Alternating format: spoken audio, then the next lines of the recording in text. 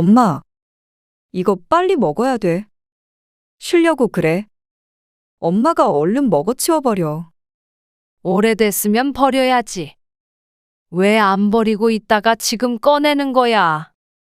엄마가 너희 집 잔반 처리하는 사람이야? 아직 안 상했어. 지금 먹어버리면 되는데 뭘. 버리긴 아깝잖아. 그렇게 아까우면 네가 먹던가? 나는 라면 먹고 싶다니까 그러네. 잠깐만 기다려봐. 마침 남은 밥도 좀 있거든. 잘 됐다. 하나도 안 버려도 되겠네. 너 너무한 거 아니야? 엄마 몸이 음식물 쓰레기통인 줄 알아. 음식물 쓰레기라니? 무슨 말이야, 그게? 다 못 먹을 것 같으면 밥을 조금씩 하던가, 아니면 남으면 좀 버리던가 하지. 그거를 왜 자꾸 엄마를 줘? 애 봐주는 엄마한테 밥 좀 새로 지어서 해주는 게 그렇게 힘들어? 그런 거 아니야. 그냥 아까워서 그랬지. 아니, 왜 별것도 아닌 것 가지고 그래? 오늘 이야기 속 주인공은 63세 오인주 씨입니다. 그리고 그녀의 딸에 관한 이야기이죠. 귀하게 키운 외동딸 전수경. 그런데 자식을 아무리 귀하게 키워봤자 자식이 부모를 귀하게 여기는 일은 없는 듯 했습니다. 멀리 볼 것도 없이 챙겨주는 음식만 봐도 알게 되었습니다. 오 씨는 딸의 말처럼 자신이 별것도 아닌 것 가지고 예민하게 구는 건지 사람들을 붙잡고 묻고 싶었습니다. 오 씨는 상대에게 대접하는 밥상이 그 사람에 대한 마음이라고 생각하며 살았습니다. 그래서 딸이나 사위가 집에 오면 있는 정성 없는 정성 다 들여서 늘 잔치상처럼 준비해서 대접했습니다. 딸내가 오기 한참 전에 장봐와서 뜨뜻한 밥을 새로 해놓고 말이죠.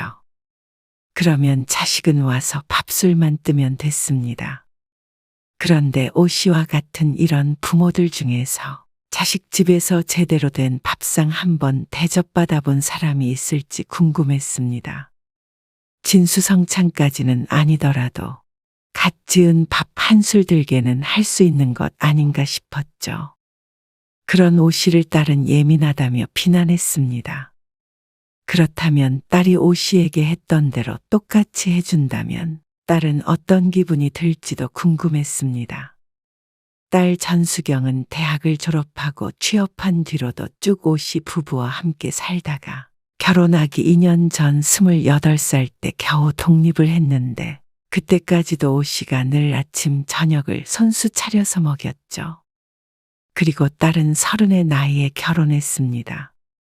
오 씨 부부의 집과는 30분 거리로 자주 볼 정도로 가깝진 않지만 왕래하기에 나쁘지 않은 거리에 살고 있었습니다.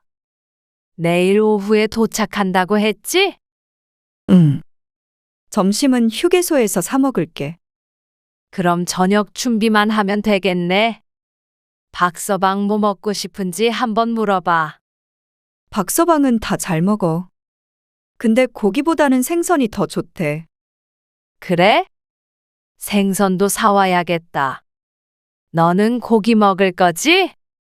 제육볶음 해줘? 엄마가 해주는 거 먹고 싶다. 맛있는 거 많이 해놓고 기다려야 돼. 알았지? 알았어. 내일 조심히 와. 딸이 결혼하고 첫 명절이 되었습니다. 연휴 첫날 오 씨는 딸과 통화를 했습니다. 아침에 차례를 지내고 올라오는데 사돈네가 부산이라 딸 부부가 오 씨네 집에 도착하면 오후 시간을 한참 넘길 것 같다고 했습니다. 그래서 함께 저녁만 먹고 쉬라고 집으로 돌려보낼 생각이었습니다.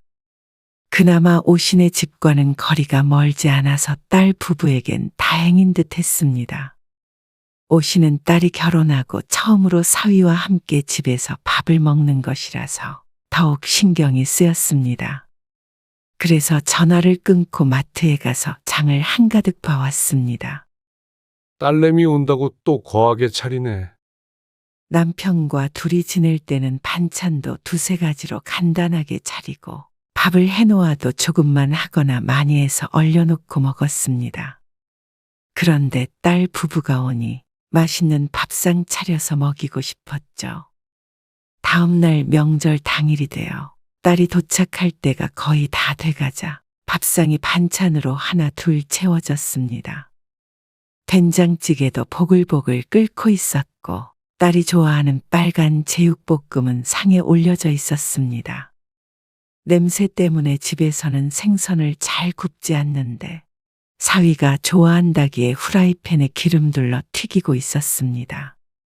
밑반찬들도 냉장고에 있는 것들 말고 전부 새로 해서 내놓았습니다. 그리고 칙칙칙 압력밥솥 돌아가는 소리가 부엌에 울려 퍼지고 있었습니다. 엄마, 우리 왔어. 시간에 맞춰서 딸이 사위와 함께 집에 도착했습니다.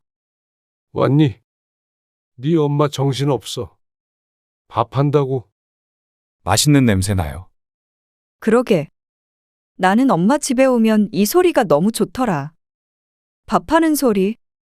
이내 밥솥에서 증기가 빠지는 소리가 쉬익 하며 났고 이내 집안 전체에 밥 냄새가 솔솔 풍겼습니다. 잡채까지 있네.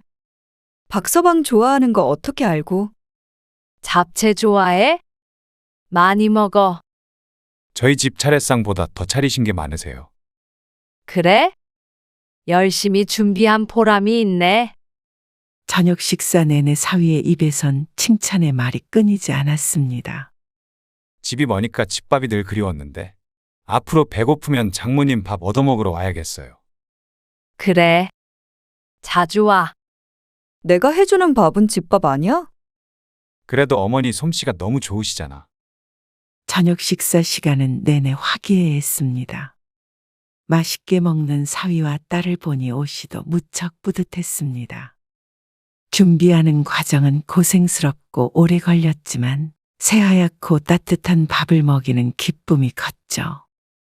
그런데 사위가 자주 오겠다고 한 소리는 빈말이 아니었습니다. 사위도 오씨가 해준 음식을 무척 좋아했고 주말에는 밥만 얻어먹으러 온 적도 있었습니다. 딸도 물론 말할 것도 없었습니다.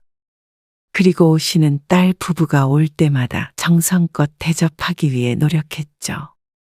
그런데 딸이 결혼하고 1년 정도 지났을 때였습니다.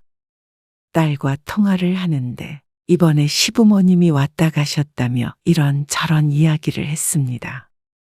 너는 시부모님은 초대하면서 엄마 아빠한테는 한 번도 와보란 소리가 없어? 멀지 않은 곳에 살지만 결혼 후에 한 번도 초대한 적이 없어서 구경도 못 해봤습니다. 그런데 사돈네는 왔다 갔다고 하니 조금 섭섭했습니다. 그래? 엄마 아빠 오고 싶은지 몰랐지. 그래도 어떻게 사는지 구경은 해보고 싶지. 그러자 딸이 흔쾌히 한번 오라고 말했습니다. 요즘에는 결혼한 자식 집에는 안 가는 것이 좋다기에 그런가 보다 했는데 딸은 아무렇지도 않은 듯 했습니다. 박서방한테도 물어봐야지. 박서방은 좋다고 하지. 올 때 맛있는 거 해와. 맛있는 건 네가 해줘야지. 엄마한테 해오래? 갈치조림 이런 거 먹고 싶다던데. 그래서 딸이 직접 저녁을 차리고 오씨가 집에서 갈치조림만 해서 가기로 했습니다. 요즘 사위가 바쁘다며 잘 오지 않았는데 오랜만에 오씨가 해주는 음식을 먹고 싶어 한다고 했습니다. 오씨는 다음 주 주말이 되었을 때 남편과 함께 설레는 마음으로 딸의 집으로 찾아갔습니다. 처음 방문하는 것이라서 냄비에 담은 갈치조림 말고도 집들이 선물도 따로 챙겨서 갔죠. 딸의 집에 도착해서 집 구경도 하고 거실에 앉아서 얘기도 했는데 저녁 시간이 다 됐는데도 딸이 밥을 할 생각이 전혀 없는 듯 보였습니다. 아까 전에 오씨가 가스불에 올려놨던 갈치조림만 보글보글 끓고 있었습니다. 밥 해야 하는 거 아니야? 밥? 밥솥에 밥 있어. 미리 해놨어? 뭐 그렇지. 금방 차릴게. 잠깐만. 한 10분쯤 지났을까. 갈치조림이 완성됐는지 딸이 가스불을 끄더니 오씨 부부를 식탁으로 불렀습니다. 얼른 드세요. 음식을 준비하는 것 같지도 않았는데 얼른 먹으라길래 식탁 앞에 앉았습니다. 그리고는 오씨는 무척 당황했죠. 가운데 갈치조림이 하나 올려져 있었고 반찬은 몽땅 냉장고에 들어있던 반찬통 그대로 꺼내져 있었습니다. 그리고 더욱 중요한 건 밥이었습니다. 밥이 이게 밥을 언제 한 거야? 오씨가 이렇게 묻는 이유가 있었습니다. 어젠가? 밥솥을 슬쩍 보자 뚜껑에 숫자가 보였습니다. 56이라고 적혀 있었는데 밥솥도 오씨가 사용하는 것과 똑같은 것으로 결혼할 때 직접 사준 것이니 저 숫자가 무엇을 뜻하는지 모를 수 없었습니다. 밥을 한 지 56시간이나 지났다는 뜻이었죠.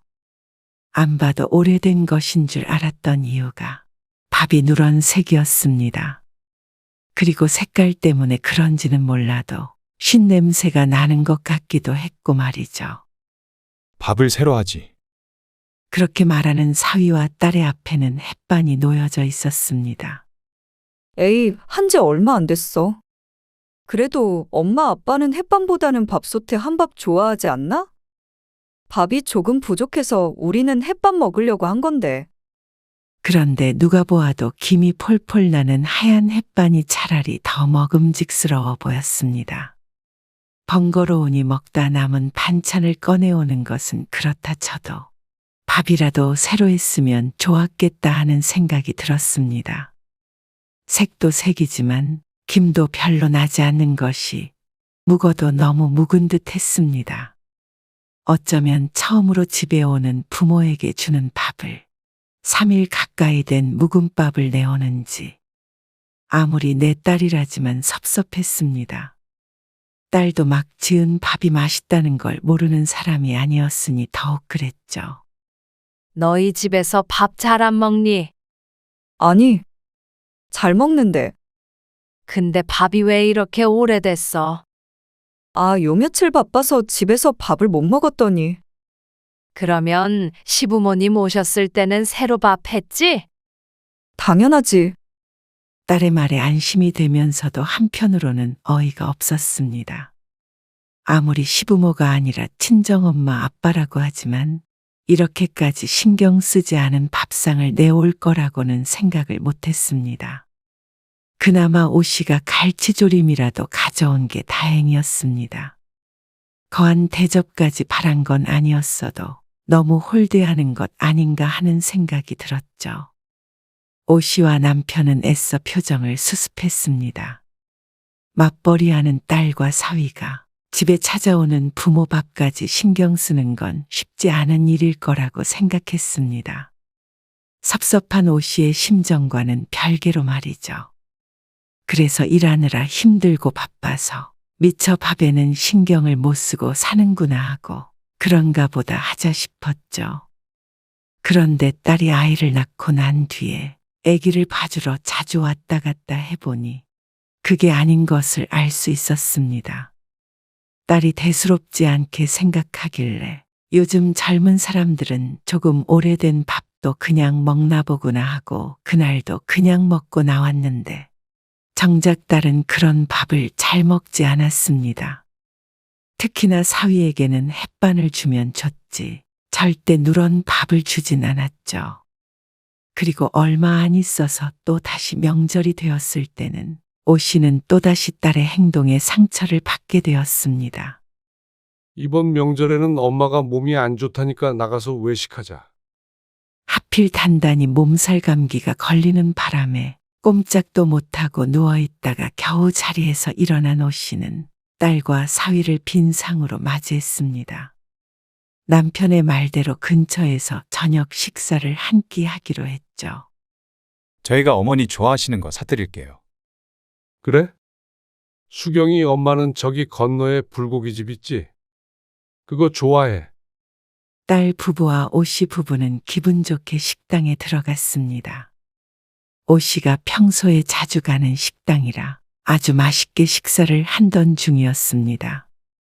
몸살 때문에 이틀 동안이나 거의 누워 죽만 먹어서 그런지 특히나 맛나게 느껴졌습니다. 수경이 너도 많이 먹어. 애기 잘 때 먹고 있어. 어린 손주는 잠들어 있었는데 딸이 아기를 앞으로 맨 상태로 밥을 먹고 있었습니다. 안쓰러워 보여서 얼른 먹고 애 좀 안아줘야겠다 싶었는데 사위가 말했습니다. 불고기 좀 더 시킬까? 3분의 1 정도밖에 남지 않은 불고기를 가리키며 사위가 말했습니다. 오씨도 그러자고 하려던 찰나에 딸이 고개를 저었습니다. 왜? 부족해? 뭘 그래? 이거 긁어서 자기 먹어. 그러더니 집게로 불고기를 집어 사위의 접시로 옮겨 놓는 딸. 오씨도 남편도 식사가 끝난 상태가 아니었는데 그 모습을 어이없이 지켜보고 있었습니다. 엄마 아빠는 다 먹었지? 그러고는 오씨 부부 근처에 있던 반찬까지 자신들 근처로 옮겨놓고 사위 앞에 있던 다 먹은 그릇은 오씨 앞으로 바꿔놓았습니다. 냄비 안에는 양파 쪼가리만 남아있었죠. 더 시켜서 먹어. 엄마 아빠 다 안 먹었어. 그래? 다 먹은 줄 알고. 2인분 더 시킬게요. 사위가 직원을 호출해서 불고기를 좀 더 주문했습니다. 그러자 딸도 다 먹은 것 같더니 새로운 불고기를 덜어서 먹었죠.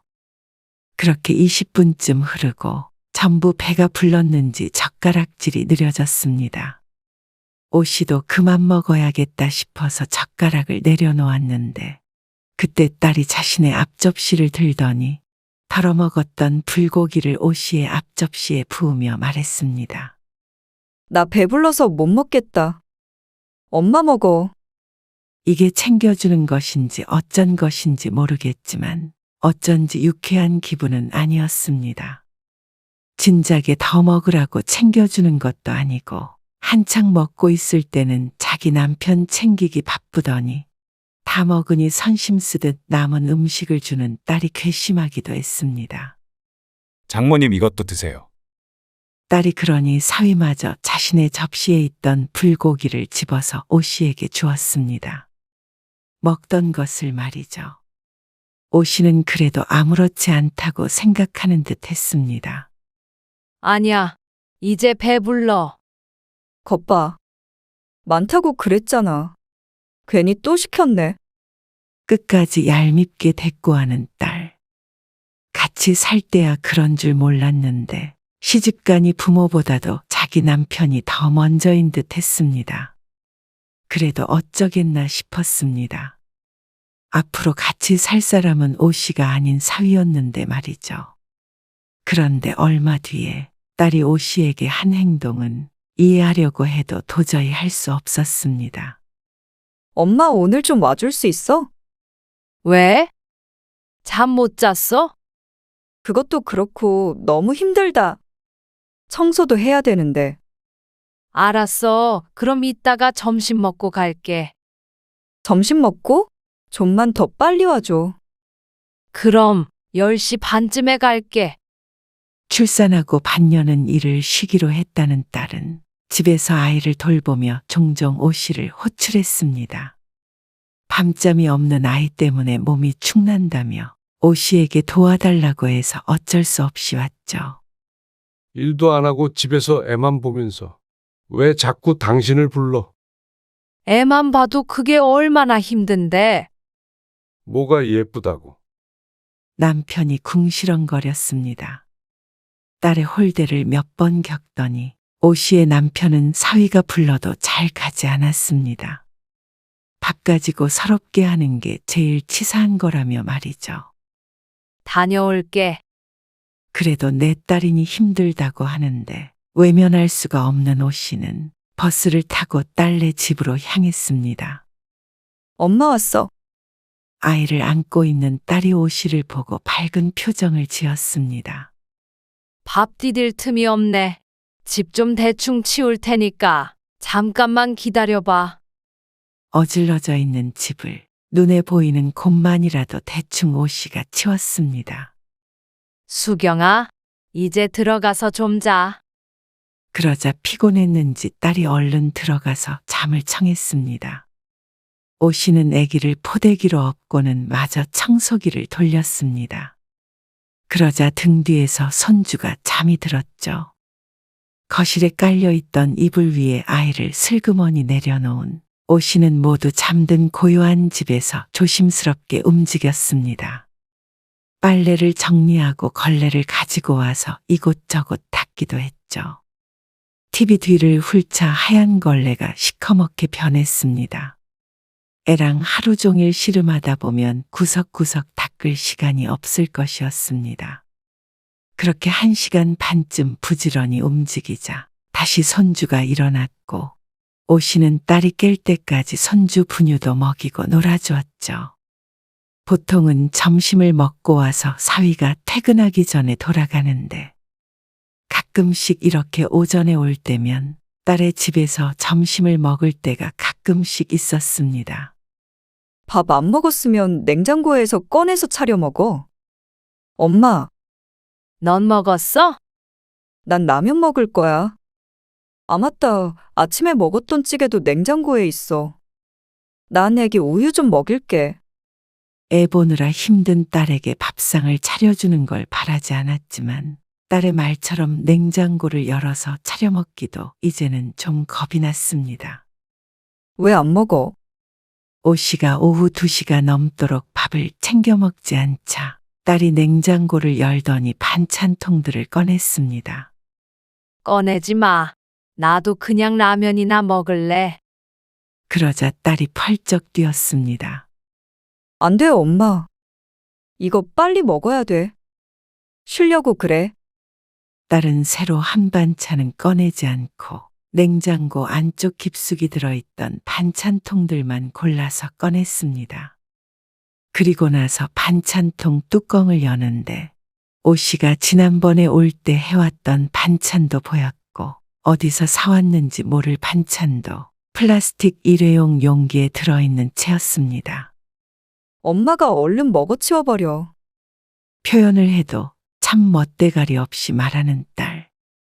아니, 오래됐으면 버려야지. 왜 안 버리고 있다가 지금 꺼내는 거야? 엄마가 너희 집 잔반 처리하는 사람이야? 그전에도 몇 번 있었던 일인데 딸이 자꾸 그러니 오씨도 기분이 상했습니다. 에이, 아직 안 상했어. 지금 먹어버리면 되는데 뭘. 버리긴 아깝잖아. 그렇게 아까우면 네가 먹던가? 나는 라면 먹고 싶다니까 그러네. 어이가 없었습니다. 늘 보면 반찬들이 이 정도씩 남아있는데 냉장고에 새로운 반찬도 있는 것을 보면 저들은 먹지 않는 것 같았으니 말이죠. 오씨가 시금치가 들어있는 작은 반찬통을 들어서 냄새를 맡아보자 어쩐지 시큼한 냄새가 고개를 갸웃하게 했습니다. 덜지 않고 바로 집어먹었는지 안쪽엔 밥풀도 붙어 있었죠. 잠깐만 기다려봐. 남은 밥도 좀 있거든. 딸은 또 밥솥에 해놓은 밥을 싹싹 긁어 양푼에 옮겨 담았습니다. 잘 됐다. 하나도 안 버려도 되겠네. 그러더니 밥을 덜은 그릇을 들고 식탁으로 돌아와서는 열어뒀던 반찬통들을 들어 밥 위에 전부 쏟았습니다.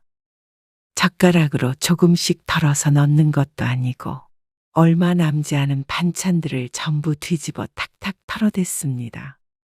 이렇게 비벼서 먹어. 엄마 비빔밥 좋아하지 않아?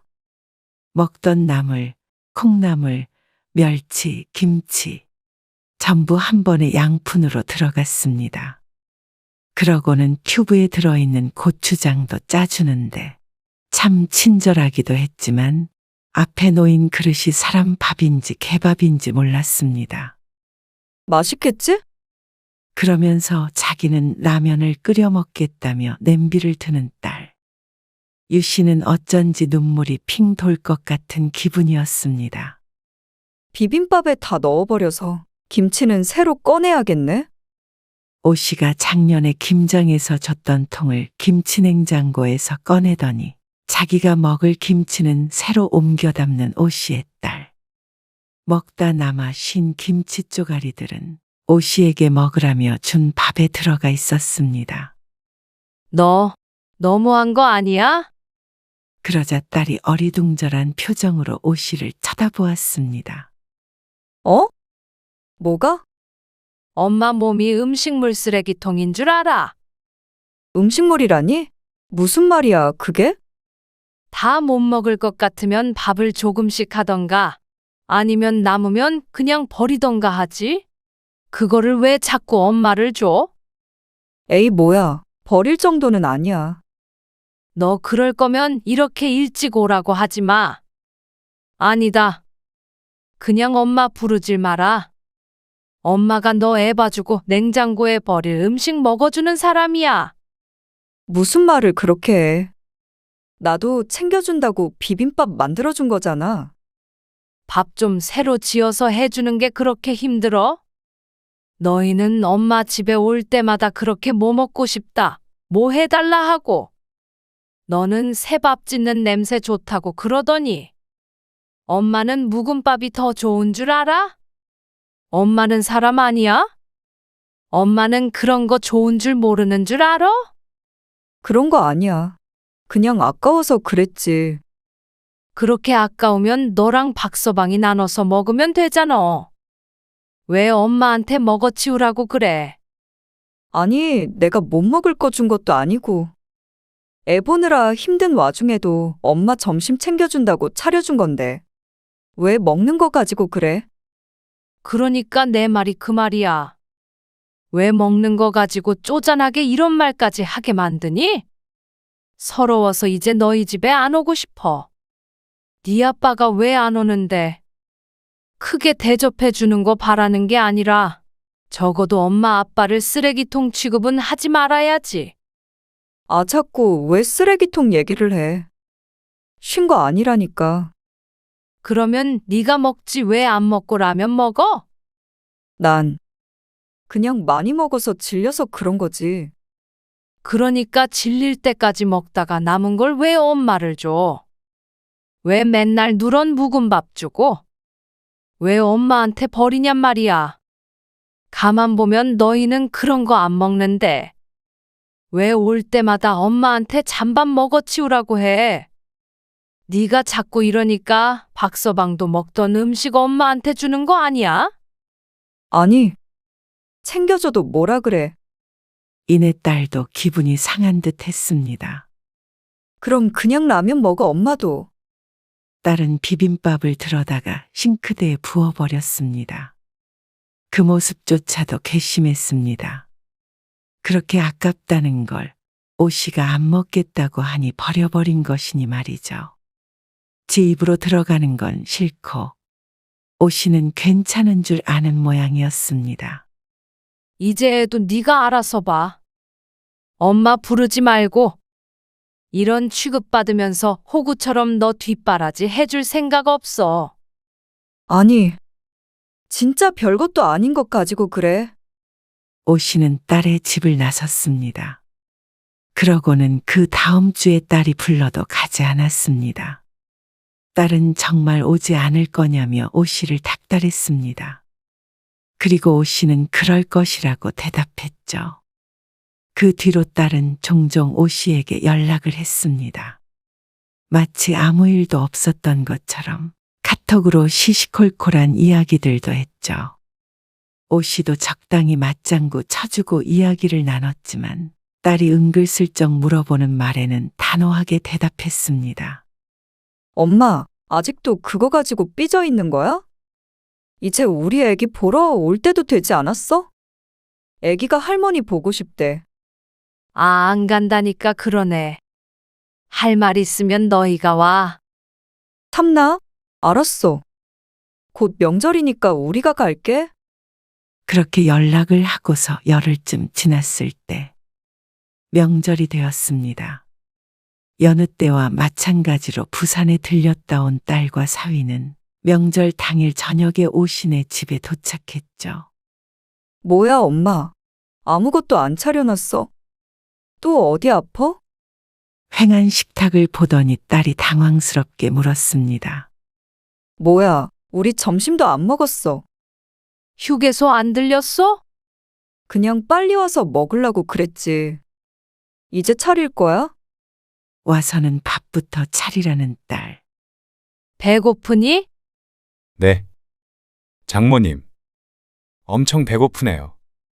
근데 이제는 명절에 밥 안 하려고. 뭐? 아니, 그래도 어떻게 딸이랑 사위가 왔는데. 명절에 밥 한 끼도 안 줘? 밥도 이제 각자 먹어. 얼굴 봤으니까 좀만 앉아 있다가 밥 먹을 때 되면 가. 배고프면 지금 가던지. 그게 무슨 말이야. 방금 왔는데 바로 가라고. 밥 차려줘. 딸의 말에 오 씨가 한숨을 쉬더니 일어났습니다. 그리고 냉동실 문을 열어서 락앤락통에 들어있는 냉동밥을 꺼냈습니다. 정 배고프면 이거라도 해동시켜서 먹어. 뭐? 이것만? 냉장고에 먹던 반찬들 있으니까 꺼내서 먹던지. 아니면 비빔밥을 비벼 먹던지 해. 고추장도 냉장고에 있어. 뭐? 그게 뭐야? 마침 잘 됐네. 얼마 안 남아서 얼른 안 먹으면 쉬어버릴 텐데. 사위는 무척 당황한 표정을 지었습니다. 오 씨가 이랬던 적이 한 번도 없었으니 말이죠. 반찬 하나도 먹던 걸 꺼내본 적이 없었습니다. 그리고 딸도 얼굴이 울그락불그락했습니다. 진짜 명절에 꼭 이래야 해? 박서방한테도 너무한 거 아니야? 뭐가? 너희 집 갈 때마다 그러길래 요즘 젊은이들은 그런 거 좋아하는 줄 알았는데. 아니니? 딸이 기가 막혀서 말문이 막힌 듯 했습니다. 이제는 엄마한테 밥 얻어먹을 생각 말어. 엄마도 그렇게 차리려면 하루 종일 부엌에 있어야 해. 허리 아파서라도 그렇게 못하겠다. 진짜 엄마 너무한다. 나 그럼 집에 갈게. 그래. 배고프다니까 박서방 데리고 얼른 가라. 남편도 오 씨를 거들어서 딸을 등 떠밀었습니다. 아빠까지 이럴 거야? 뿌린 대로 거두는 법이야. 딸이 씩씩대며 사위를 데리고 집으로 돌아갔습니다. 모처럼 명절인데 기분이 좋지 않았습니다. 여태 자신이 부모에게 그렇게 해놓고는 한 번 그런 일을 당했다고 분해하는 딸의 모습을 보니 씁쓸한 기분도 들었습니다.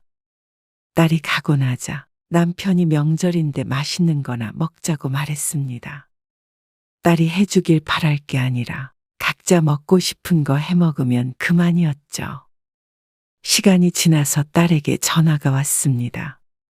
엄마, 겪어보니까 기분이 그러네. 그럴 생각은 아니었는데 미안. 그때는 화가 난 듯 하더니 시간이 지나 마음이 차분해지니 오 씨에게 했던 행동들을 떠올린 듯 했습니다. 됐어. 지난 일인데. 앞으로 안 그럴게. 그래. 이제 집에 올 거지? 아, 안 간다니까 그러네. 네가 미안한 건 미안한 거고. 엄마도 아빠도 이제 안 가. 너는 더 편하고 좋지 뭘 그래.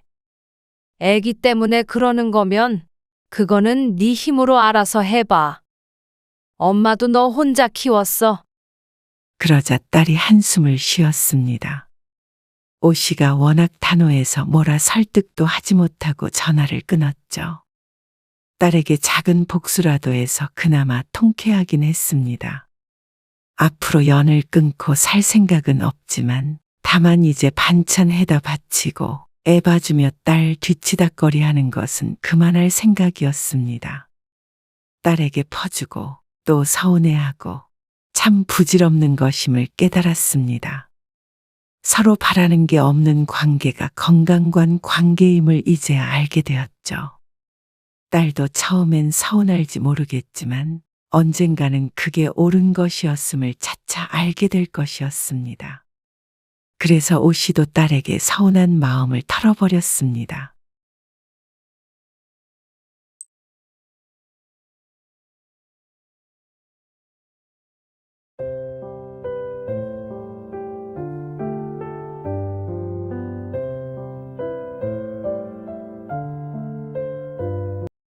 어머니, 아들 병원이니까 진료받으러 오시는 것까지는 알겠는데요. 오전에 바쁜 거 뻔히 알면서 물리치료실에서 시간 보내고 계신 거 솔직히 간호사들 보기에 민망할 때도 많아요. 자식 영업장인데 이렇게 계속 오시는 거 좀 아니잖아요. 아무리 부모님이라도 애 아빠가 의사가 아니라 직장인이라고 생각해 보세요. 그 직장에 어머니가 계속 찾아오시는 거나 마찬가지잖아요. 내가 놀러 오니 아파서 오는 건데 그리고 내가 차려준 병원에 마음대로 드나들지도 못하니 그거 보세요. 지금 어머니가 차려주신 병원이라고 언제든 권리를 행사해도 된다고 생각하시잖아요. 오지 마시란 말이 아니라 오후 같은 때 좀 한가할 때 오는 배려는 보여주시라는 거예요. 오늘 이야기 속 주인공은 70세 강숙자 씨입니다.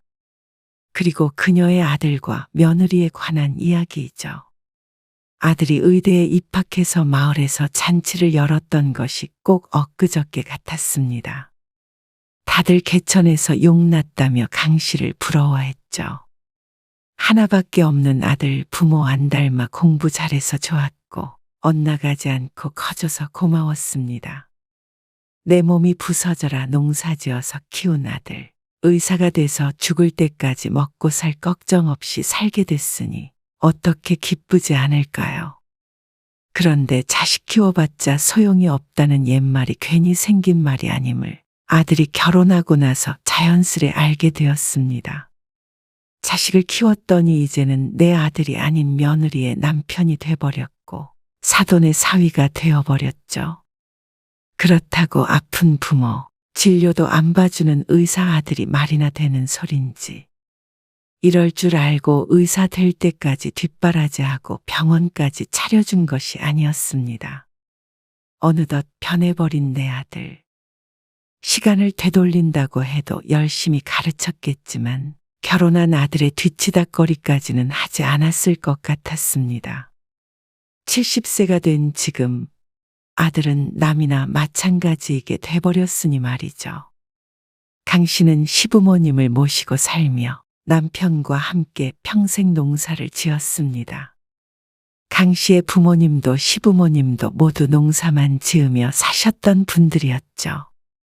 자연히 남편과 강 씨의 배움은 짧았고 시대가 변했으니 아들만큼은 잘 가르치자 싶었습니다.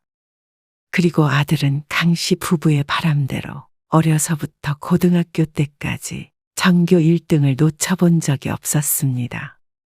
그리고 그런 아들을 강 씨는 인생을 바쳐서 뒷바라지했죠. 시부모님은 일찍이 돌아가셨고 남편도 아들이 대학교에 다닐 때 떠났습니다. 그래서 아들의 학비를 벌기 위해 강 씨 혼자 돈을 벌어야 했습니다. 그렇게 아들은 의사가 됐습니다. 강 씨는 62까지 일을 하다가 허리 통증 때문에 일을 그만두게 되었습니다. 병원 나와서 개원을 할까 해요. 대학병원에 다니던 아들이 작더라도 개인 병원을 운영하고 싶다고 말했습니다. 하지만 자금이 없으니 강 씨에게 도움을 요청했습니다. 강 씨도 당연히 대단한 부자는 아니었기에 달리 방법이 없었습니다. 이제 농사 안 지으시면 땅은 처분해야 하는 거잖아요. 그렇지 않아도 아들 결혼 자금을 천천히 마련하기 위해 농사 짓던 땅은 대부분 매도하기로 한참이었습니다. 그런데 아들이 그걸로 병원을 차리겠다고 했습니다. 그리고 돈을 벌어 결혼은 알아서 하겠다고 했죠. 그래서 강 씨는 아들의 말대로 하기로 했습니다. 결혼도 결국 기반이 마련이 되어야 의미가 있으니 말이죠. 그렇게 지방 소도시의 작은 가정의학과 의원을 차리게 되었습니다. 타 지역에서 대학병원에 다닐 땐 매일 잠도 못 자던 아들이 개원을 한 뒤로는 삶이 좀 편안해 보였습니다. 그리고 강 씨도 아들이 병원을 차리니 좋은 점이 많았습니다. 감기 기운이 있는 것 같아. 허리는요? 허리는 늘 아프지. 그럼 내일 오셔서 물리치료도 받고 가세요. 너 안 바빠? 그래도 어머니 봐드릴 시간은 있죠. 내일 아무 때나 오세요. 그럼, 그럴까? 오시면 감기약도 처방해 드릴 테니까 잘 챙겨 드시고요. 나이가 들어가니 여기저기 안 아픈 곳이 없었습니다. 특히나 허리는 고질적인 통증이 있었는데 아들 병원이 있으니 드나들며 진료도 받고 치료도 받을 수 있었죠. 그런 강 씨를 아들도 잘 챙겼습니다. 그 고생을 하며 살았지만 번듯하게 성공한 아들을 보면 밥을 안 먹어도 배가 불렀습니다. 이제 강 씨의 남은 소원은 아들의 결혼뿐이었습니다. 그런데 아들은 연애도 안 하고 일만 하다가 이제 좀 여유가 생겼는지 어느 날 만나는 사람이 있다고 했습니다. 초등학교 동창이에요. 어머니도 얼굴 보면 아실지도 몰라요. 정말? 어떻게 그렇게 인연이 됐어? 대학 때부터 쭉 다른 지역에 살다가 개원하기 위해 고향으로 돌아온 지 얼마 안 된 아들이었습니다. 건너 제 소식을 들었나 봐요. 작년에 그 친구한테서 먼저 연락이 와서 만나다가 어쩌다 보니까 그렇게 됐어요. 너무 잘 됐다 싶었습니다. 아들의 나이도 30 중반이었습니다. 결혼 생각할 때가 됐으니 강 씨의 마음도 급했습니다. 그런 강 씨의 마음을 알았는지 얼마 안 가서 아들은 그 친구와 결혼 약속을 하게 되었습니다. 그러자 작은 도시이기 때문에 건너 주변에서 그 집안을 안다는 사람들이 있었습니다. 그 집이랑 사돈 맺는다고? 우리 시동생이 그 집이랑 아주 잘 알아. 그 집 딸인가 보네. 딸이 셋인데 아직 아무도 시집 안 갔다더니 맞아. 장녀라고 하더라고. 그 딸내미가 완전히 효녀라서 여태 시집 안 가고 부모님 모시고 살았다더라고. 그래? 근데 나이가 좀 많지 않어? 아들이 35이잖아. 더 많은 것도 아니고 같은 나이인데 뭐. 하기사? 교사라며? 의사랑 교사면 뭐 잘 만났네. 그러게. 난 아주 좋아. 강 씨는 아들의 결혼 상대가 참 마음에 들었습니다. 들리는 말에 의하면 참 똑부러지고 똑똑한 아가씨인 듯 했습니다. 하루빨리 아들이 가정을 꾸리길 바랐습니다. 그렇게 아들은 30 중반에 결혼을 했습니다. 그리고 아이를 둘 낳았습니다. 어머니가 애들 좀 봐주세요. 장모님이랑 장인어른은 바쁘시다니까. 사돈네는 어디서 장사를 한다고 했는데 바쁘지 않은 강 씨가 자연스레 아들의 아이들을 돌봐주게 되었습니다. 처음엔 아들네 집에 왔다 갔다 하며 봐주었는데 며느리가 복직을 한 뒤로는 아예 아들네 집에 들어가서 살게 되었습니다. 어느 정도 클 때까지만 도와달라는 아들 며느리의 부탁이었습니다. 어머니, 애들 TV 못 보게 해달라고 말씀드렸잖아요. 애들 틀어준 거 아니야. 내가 좀 보려고 튼 거지. 그러니까요. 그러다 보면 자연스럽게 접하게 되잖아요. 어려서 이런 거에 물들면 공부도 안 하고 바보 돼요. 아들 내외와 함께 사는 것은 쉬운 일이 아니었습니다. 특히나 며느리는 평생 남으로 살아왔기에 맞춰가기가 힘들었고 똑부러지고 단호한 성격이 가끔씩은 강 씨에게 부담스럽게 다가왔습니다. 죄송하지만 거실에 TV는 없앨게요. 애들 교육상 안 좋아요. 이해하시죠? 그러고선 강 씨의 방에 작은 TV를 설치해 주었습니다. 보통 낮에는 집안일을 하며 TV를 틀어두고는 했는데 이제는 여가 시간엔 방에만 있어야 하는 처지가 되었죠. 어린 손자들 돌보고 밥하고 집안일 해주는 삶이 둘째 손자가 4살이 될 때까지 이어졌습니다. 그러던 어느 날 며느리는 잘 다니던 학교를 그만둔다고 말했습니다. 애들도 이제 곧 초등학교에 가야 하기도 하고요. 일하면서 애들을 제대로 키울 수 없을 것 같아서요. 지금도 강 씨가 아이들을 돌봐주고 있는데 며느리가 말하는 육아는 그게 아니었습니다. 아빠가 의사인데 애들도 의사 돼야죠. 안 그래요? 제가 남의 아이들 가르칠 때가 아니죠. 그러면 좋지. 그래서 며느리는 이제 더 이상 강 씨의 도움은 필요 없다고 말했습니다. 제가 집에 있으니까 어머니는 돌아가셔도 될 것 같아요. 처음엔 아이들이 학교에 입학할 때까지 도와주기로 했었는데 며느리가 일을 그만두니 강 씨의 존재는 별로 필요가 없는 듯 했죠.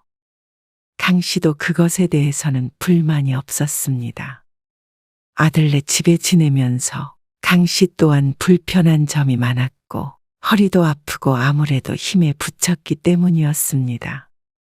그래서 며느리의 말에 군말 없이 집으로 돌아왔습니다. 그리고 나서는 아들 며느리가 도움을 요청할 때마다 가끔씩 가서 도와주었습니다. 그러다 보니 이전보다 시간이 늘어나게 된 것은 당연한 일이었습니다. 어쩐 일로 오셨어요? 어느 날 오전에 아들의 병원에 방문한 강 씨는 병원에 앉아있던 며느리를 만나게 되었습니다. 낮 동안에는 며느리도 한가했기 때문에 종종 이렇게 마주치곤 했죠. 진료 좀 받으려고. 어디 아프세요? 몸살이 난 것 같아서 근처 나온 김에 겸사겸사 들렀어. 오늘도 바쁘네. 아, 네. 강 씨는 간호사에게 접수한 뒤에 손님들 틈에 앉아서 기다렸습니다.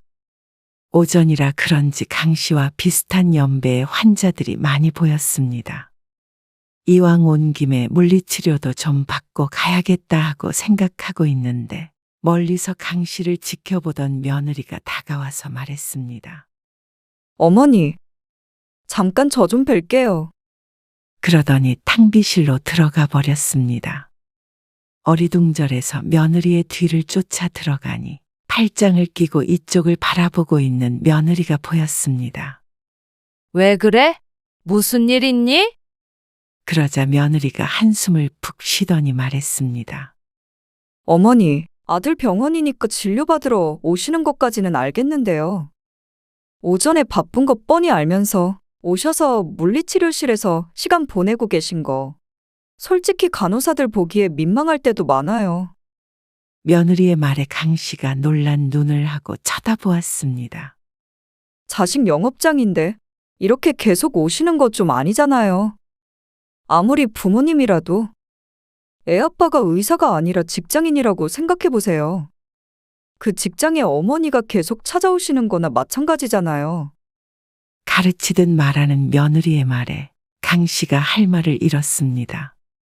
강 씨가 아무리 자주 와봤자 열흘에 한 번 올까 말까였습니다. 오전이 편한 시간이다 보니 며느리와 몇 번 마주쳤는데 혹시 그때마다 못마땅했던 것일지 오늘은 꼭 벼르고 기다린 사람 같은 태세였습니다. 내가 놀러 오니. 아파서 오는 건데. 진료받고 돈도 내고 가잖아. 원래는 아들네 병원이니 돈을 내지 않았었지만 결혼 초에 한 번 며느리에게 쓴소리를 들은 적이 있었습니다. 아무리 자식 병원이라도 공짜는 안 된다고 말이죠. 그때도 비슷한 말을 했습니다. 자식이 식당을 해도 부모라는 이유로 아무 때 나와서 밥 얻어먹고 갈 거냐고 말이죠. 화는 내지 않고 늘 조곤조곤 말을 하기는 하지만 그 내용은 늘 강 씨에 대한 배려는 없었습니다. 그저 부모 자식 간에도 지켜야 할 선이 있다는 것을 강조할 뿐이었습니다. 꼭 틀린 말을 하는 것은 아니었지만 며느리의 잔소리는 늘 강 씨의 기분을 상하게 만들었습니다. 돈을 내고 안 내고의 문제가 아니고요. 마음가짐의 문제예요. 아니, 내가 차려준 병원에 마음대로 드나들지도 못하니. 그거 보세요. 지금 어머니가 차려주신 병원이라고 언제든 권리를 행사해도 된다고 생각하시잖아요. 오지 마시란 말이 아니라 오후 같은 때 좀 한가할 때 오는 배려는 보여주시라는 거예요. 자기 학생을 가르치듯이 강 씨를 나무라는 며느리.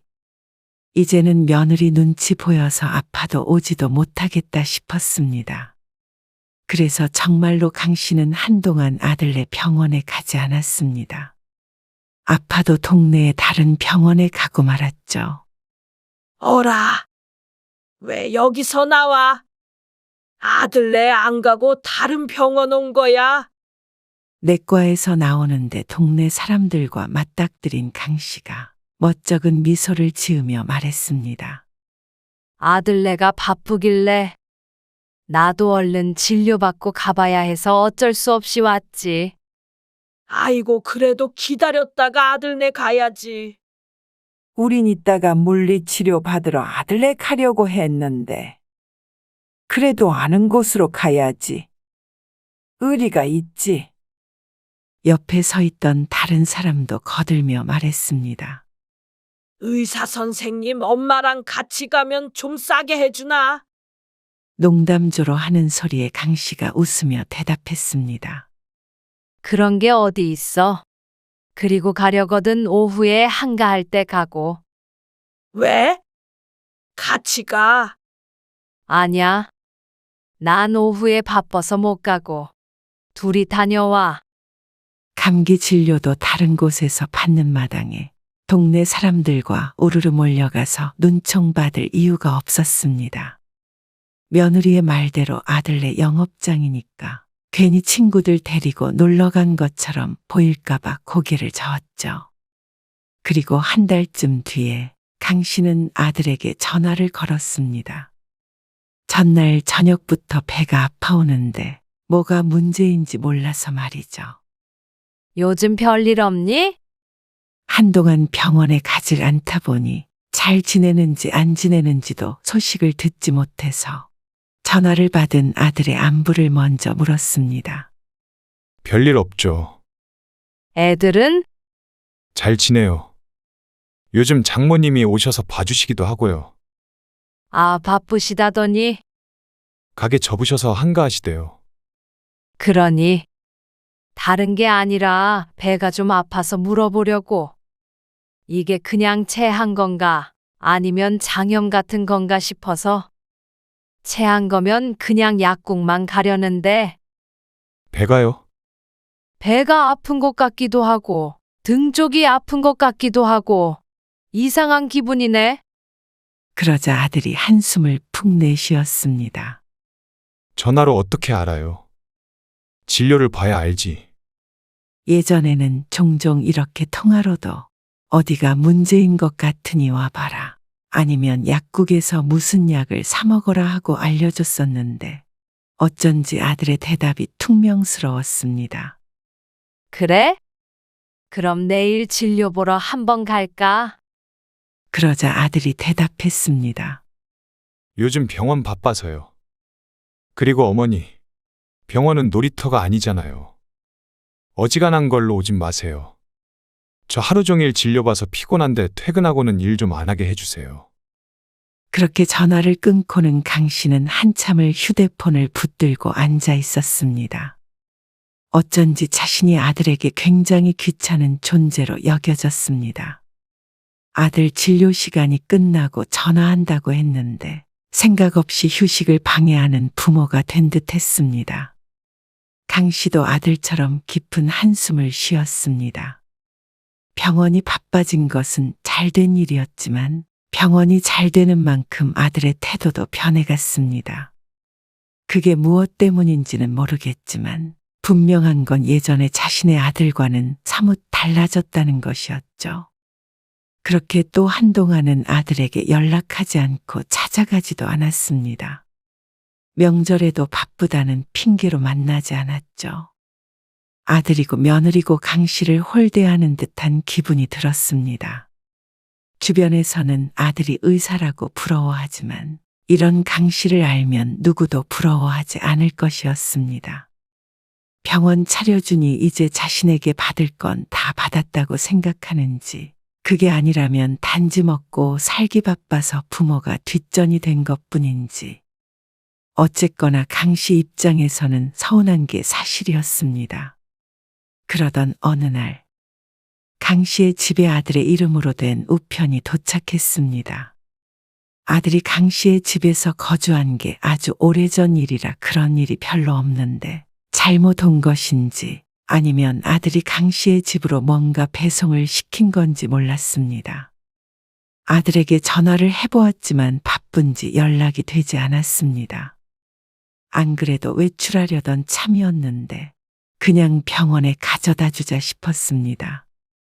바쁜 아들에게 전화해서 우편물 가지고 가라고 하는 것보다는 낫다고 생각했습니다.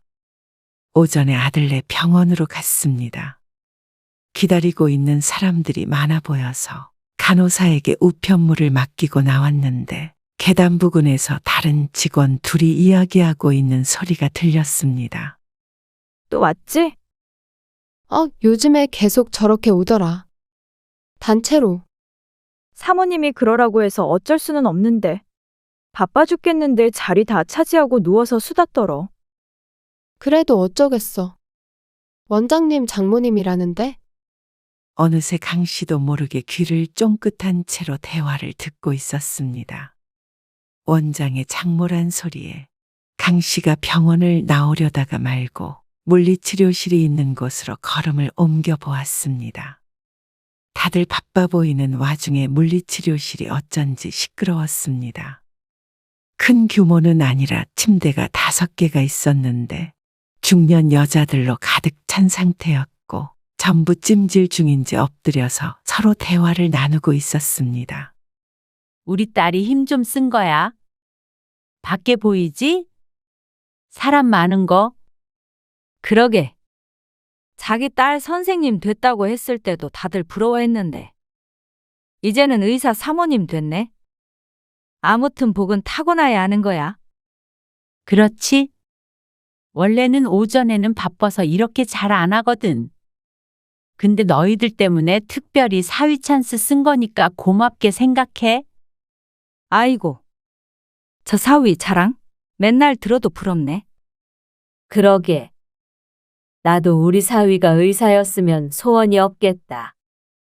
조금만 아프면 쫓아가서 치료해달라 그럴 거 아니야.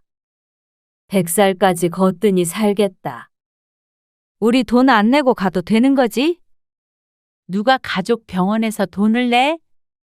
대화를 듣고 있던 강 씨는 어이가 없었습니다. 이 자리에 며느리가 없어도 자신의 엄마가 이러고 있는 걸 모를 리가 없었습니다. 그것도 딸이 사모님이라 힘 좀 썼다고 자랑하는 사돈을 보니 아주 적극적으로 며느리가 나선 것인 듯 했습니다. 자기들끼리 줄줄이 누워서 아주 병원에 관광이라도 온 것 같은 모양새였습니다. 이러니 직원들이 수근거리는 듯 했습니다. 또 얘기를 들어보니 이러는 것이 한두 번도 아닌 것 같았고 말이죠. 아들을 의사로 키운 건 강 씨인데 괜한 사람이 어깨에 힘을 주고 다니는 듯 했습니다. 고생해서 키워준 부모는 뒷전으로 하고 자기 장모만 챙기는 아들도 괘씸했습니다. 며느리도 마찬가지였습니다. 그렇게 사람을 가르치려 들더니 정작 자기가 필요할 때는 얼마든지 아들의 병원을 이용해 먹는 듯 했습니다. 처갓집 부탁을 거절하기 어려운 아들의 마음도 이해가 갔지만 그렇다고 친부모는 홀대해도 되는 건 아니었습니다.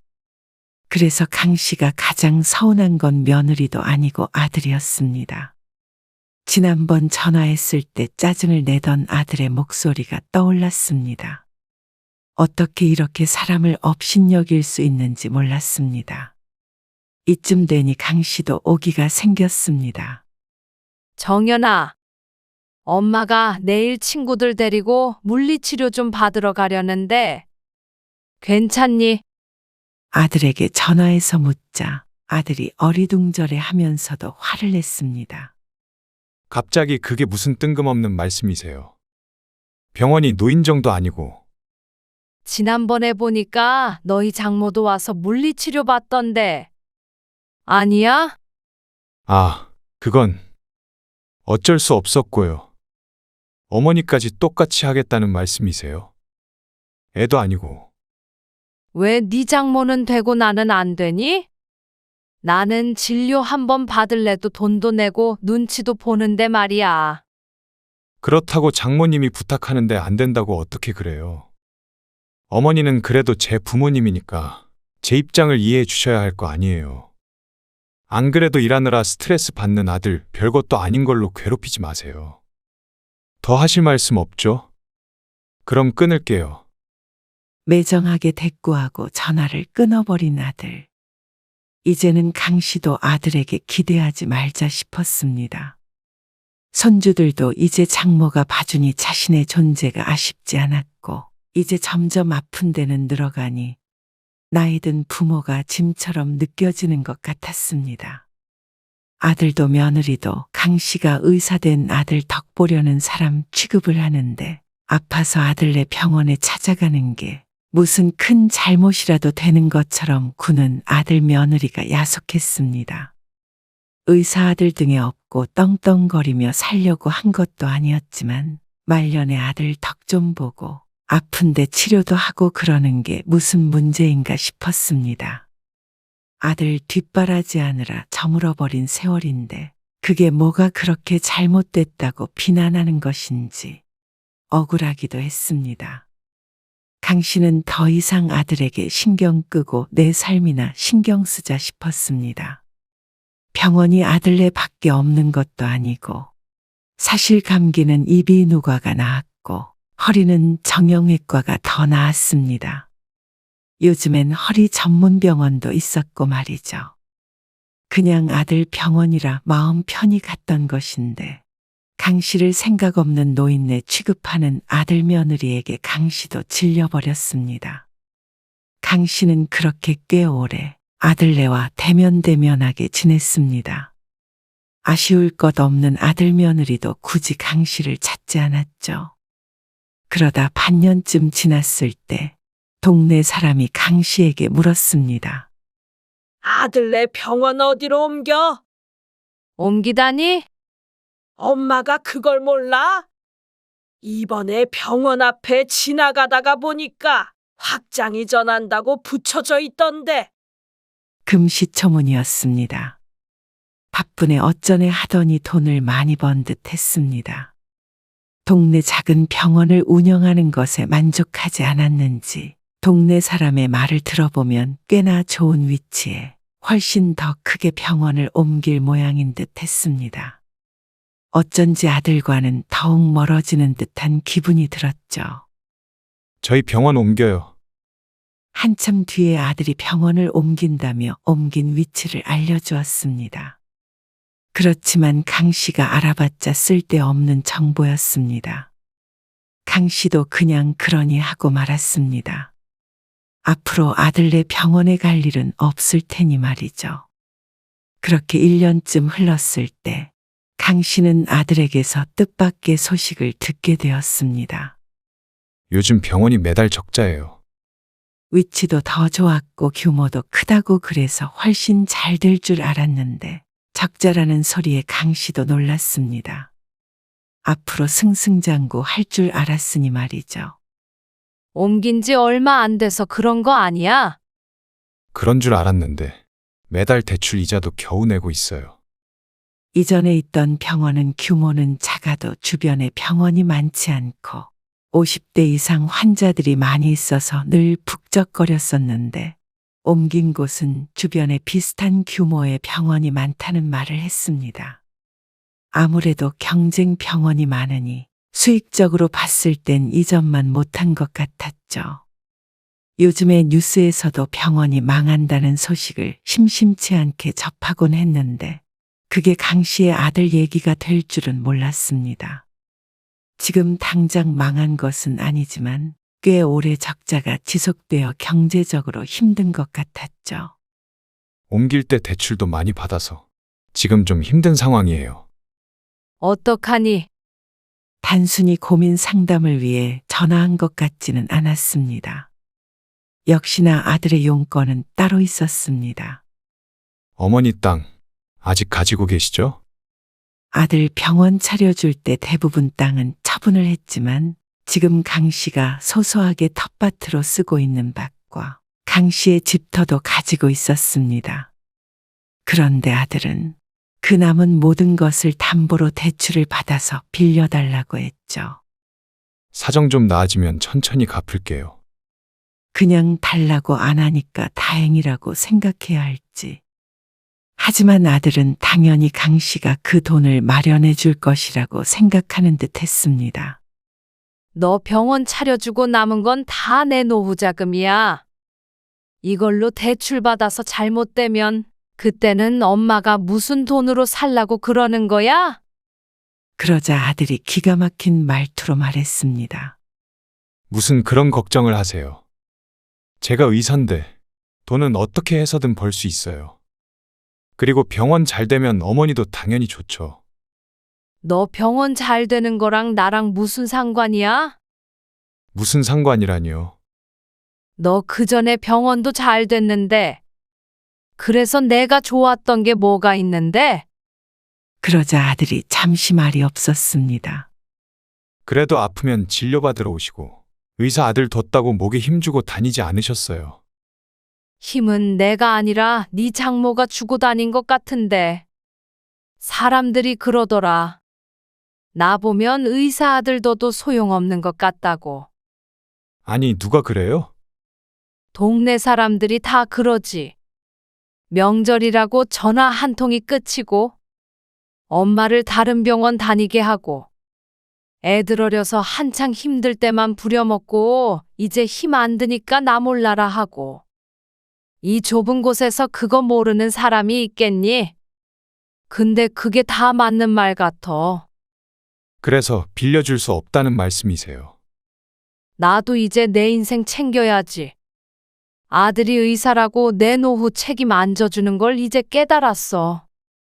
그러니까 나중에 내 노후 내가 책임지려면 이 집은 건들 수가 없지.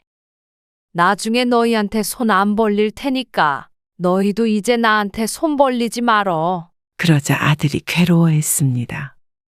아니, 장모님도 나중에 저희가 부양해주기 바라는 눈치고 애엄마도 병원 안 된다고 집에서 절 못 잡아 먹어서 안달이에요. 어머니는 제가 기껏 의사 돼서 그런 취급받고 살길 원하세요. 그런 취급을 내가 했니? 네가 자처한 거지.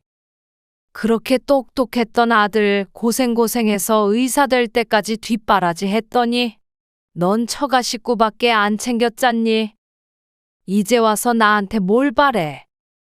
저 대출금 갚아야 한다고요. 너희 처갓집한테 물어보던가. 그게 되면 제가 왜 전화를 했겠어요. 네 말대로 의사가 아무리 병원 망해도 굶어 죽을 리는 없잖아. 근데 나는 이 집이랑 땅 없으면 굶어 죽어. 그러니까 무리한 요구는 이제 그만해라. 그리고는 강 씨는 아들과의 통화를 종료해버렸습니다.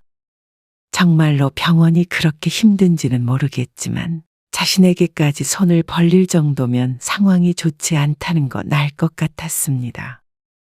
하지만 지난 세월 강 씨가 당했던 취급을 생각하면 이제는 강 씨도 정신을 차려야 할 때였습니다. 이제 강 씨 나이가 70세인데 이제 와서 빈털터리가 되어 아들에게 버림받는 날에는 꼼짝없이 길거리에 나앉는 수밖에 없었습니다. 지금까지 퍼준 것을 돌려받을 방법은 요원했지만 앞으로라도 정신 똑바로 하고 내 밥그릇은 내가 지켜야 했습니다. 나이가 더 들면 상황도 건강도 어떻게 될지 모르는데 자식에게만 무한정 퍼줄 수는 없었습니다.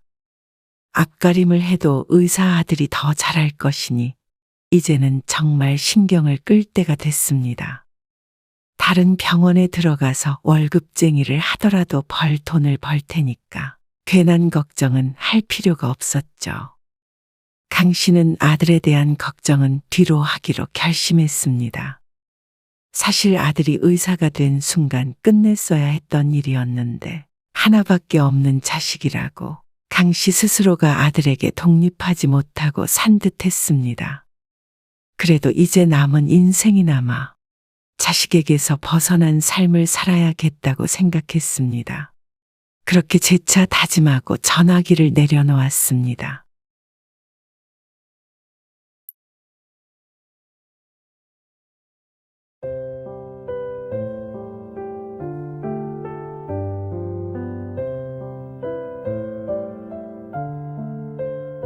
무슨 원룸 살면서 여행만 다니고 차는 20년은 된 것 같은 차를 타고 다니셔?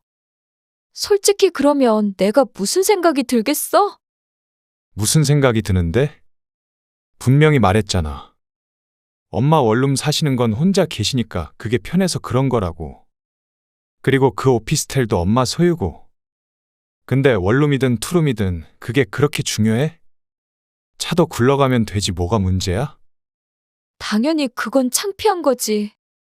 솔직히 말해서 돈 있으면 누가 그런 차 타고 누가 그런 집에서 살아? 나는 오빠한테 사기당한 기분이야. 사기? 내가 널 속인 게 뭐가 있는데? 나는 오빠 직장도 탄탄하고 어머니도 일 안 하고 여행 다니신다니까 집에 여유가 있는 줄 알았어. 그런데 사시는 줄 모르고 그렇게 분수에 안 맞게 여행 다니시다가 돈 떨어지면 나중에 우리한테 기대려고 그러시는 거 아닌가 걱정돼. 지영이 너 말 가려서 해. 나도 참았어. 우리 결혼하면 도움 주실 형편도 안 될 것 같은데 솔직히 나 이 결혼 다시 생각해봐야 할 것 같아. 우리 엄마 아빠한테 뭐라고 말해야 될지도 모르겠어. 오늘 이야기 속 주인공은 59세 서영선 씨입니다. 그리고 그녀의 아들 안주호에 관한 이야기이죠. 아들 결혼 준비를 하면서 겪게 되었던 일입니다. 서 씨는 자신의 집이 아들이 결혼하는 데 있어서 문제가 될 거라고는 전혀 생각도 못했습니다. 편의에 의해서 오래 살던 집에서 나와 원룸 오피스텔로 이사를 한 것이었는데 그게 예비 며느리와 예비 사돈에게는 다르게 비춰진 듯 했습니다. 그렇다면 오해를 바로잡을 준비가 되어 있었지만 단지 서 씨가 원룸에 산다는 이유만으로 홀대하고 괄시하는 예비 며느리를 보면 서 씨가 이사를 간다고 해결될 문제도 아닌 듯 했습니다. 서 씨가 가난한 시어머니라면 결혼해서도 이럴 테니 말이죠. 그럼에도 아들이 결혼할 사람이라 자신이 어떤 취급을 받았는지에 대해서는 함구할 생각이었습니다. 그게 맞는지는 모르겠지만 아들의 결혼을 자신이 방해하는 듯 해서 가슴이 아프기도 했죠. 하지만 참지 않은 것은 서 씨가 아닌 아들이었습니다. 서 씨는 아들만 하나가 있었습니다. 아들은 서울에서 대학을 나와서 마찬가지로 서울에 있는 회사에 다니고 있었습니다. 그러면서 자연스럽게 같이 살던 집을 나가 독립해서 살고 있었습니다. 그리고 서 씨는 2년 전에 남편과 사별을 했죠. 2년간의 투병 끝에 병원에서 세상을 떠났는데 마음의 준비는 서서히 했지만 공허함은 어쩔 수가 없었습니다. 그래도 지난 2년간 마음을 다스리기 위해 서 씨 혼자만의 시간도 많이 보내곤 했습니다. 여행도 다니고 취미도 만들고 남편이 없는 삶에 점차 적응해 나갔죠. 엄마, 이거 받으세요. 어느 날 아들이 찾아와 서 씨에게 흰 봉투를 건넸습니다.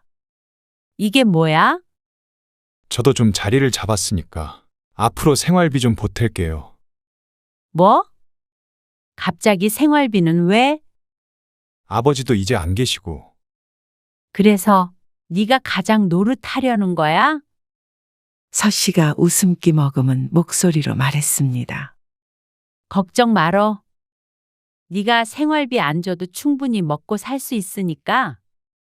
하지만 아들이 서 씨의 말을 믿는 눈치는 아니었습니다. 아들에게 시시콜콜한 경제 사정을 오픈한 적이 없어서 혼자 남은 서 씨의 노후가 걱정되는 듯 했습니다. 지금 서 씨가 혼자 살고 있는 집도 평생 아들과 함께 살았던 오래된 빌라였으니 그런 생각을 한 것도 무리가 아니었습니다. 남편도 원체 검소한 편이었고 서 씨 또한 비싼 차나 비싼 집 같은 것엔 관심이 없었습니다. 그래서 차도 남편이 10년 넘게 타던 걸 서 씨가 그대로 타고 있었습니다. 너는 그래도 엄마가 부족한 거 없이 키웠잖아. 왜 엄마가 힘들 거라고 생각해? 그야 워낙 돈을 안 쓰시니까. 서 씨의 말대로 아들 용돈도 풍족하게 주었고 학원이며 과외며 필요한 건 충분히 지원해 주면서 키웠습니다. 검소한 거지 가난한 거 아니야. 엄마 걱정은 말어. 너 나중에 결혼시킬 돈도 있고 엄마 죽을 때까지 너한테 손 안 벌릴 만큼 노후 준비는 돼 있으니까. 서 씨의 말에 아들은 놀란 눈치였습니다. 하지만 거짓말은 아니었습니다. 친정에서 받은 재산이 꽤나 많았고 남편도 서 씨도 사치를 하지 않았기에 평생 모아둔 돈도 걱정 없을 만큼 있었죠. 그래도 혼자 남은 엄마를 생각해서 봉투를 건넨 아들에게 참 고마웠습니다. 마음만 받을게. 그리고 마침 잘 왔어. 안 그래도 너한테 할 말이 있었거든. 무슨 일인데요?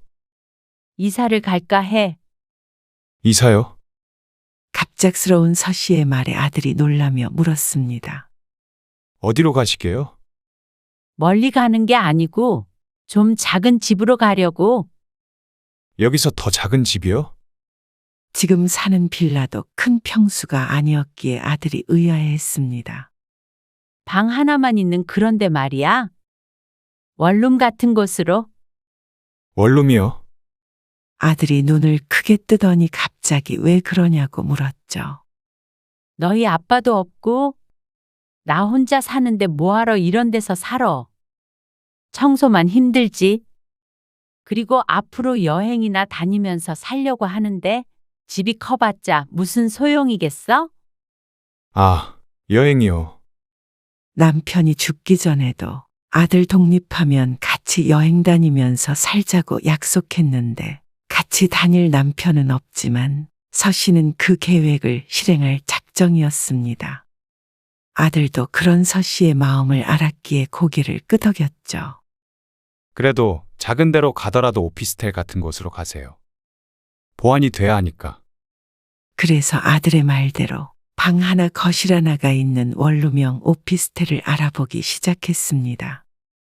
그리고 그렇게 알아본 지 얼마 안 돼서 마음에 꼭 드는 집을 찾게 됐죠. 10평남짓의 작은 방과 작은 거실이 있는 오피스텔이었습니다. 내부는 전주인이 리모델링을 해놔서 깔끔한 편이었고 15층이라 전망도 좋았죠. 빌라의 2층에서 살다가 시야가 확 트인 곳을 보니 마음도 트이는 것 같았습니다. 짐도 많지 않으니 이 정도 크기의 집이 딱 좋다고 생각이 됐습니다. 아들이 이사하는 날 와서 짐 정리를 도와줬습니다. 근데 여행을 얼마나 다니시려고요? 멀리 가시게요? 글쎄. 일단 우리나라에서 안 가본 곳들도 좀 다니고 나중에 기회가 되면 해외여행도 가보지 뭐. 혼자요? 그럼 혼자 여행하는 게 좋더라. 그래요. 그래도 원하는 거 하시면서 사신다니까. 안심은 돼요. 하고 싶은 거 실컷 하시면서 사세요. 남편이 죽고 한동안 괴로워했던 서 씨를 알기에 아들도 안심한 눈치였습니다. 아들도 독립해서 잘 살고 있고 이사한 집도 마음에 들었고 삶에도 만족했습니다. 이렇게 살다가 아들만 결혼하면 되겠다 싶었죠. 그리고 1년쯤 뒤 아들은 서 씨에게 전화해서 결혼 소식을 알려왔습니다. 내년에 천천히 하긴 할 건데요. 먼저 소개시켜 드리려고요. 아들이 예비 며느리를 소개시켜 주겠다고 했습니다. 여자친구랑 같이 집으로 갈게요. 서 씨가 사는 집으로 와서 같이 저녁 식사를 하자고 하는 아들에게 서 씨가 대답했습니다. 우리 집? 그러지 말고 식당에서 보자. 집도 좁은데 여기서 북적거릴 거 뭐 있어? 그래도 처음 인사드리는 건데. 아이고 좁아서 답답하지. 그럼 그럴까요?